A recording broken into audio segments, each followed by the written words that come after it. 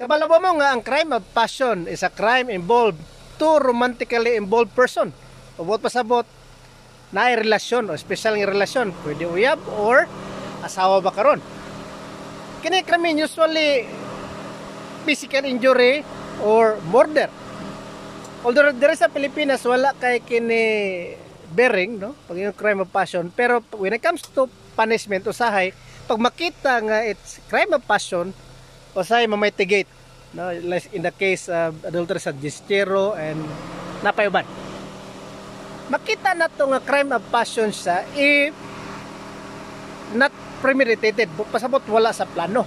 So nabuhat niya among krimen because of impulse, because of emotion, because of jealousy, silos. Kana bitang saying nga kung dili ka maako, di po ka madto sa uban. So, mo na nga mga linya ba. So be careful, no? Sa mag-partner na, be careful kung medyo heated na argument.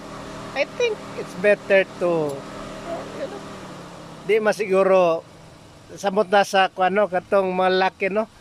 Di masiguro ikaw wala sa paglalaki kung mo distansya or mo iwas, no, rather than makasakit, no, kay dili po mayo.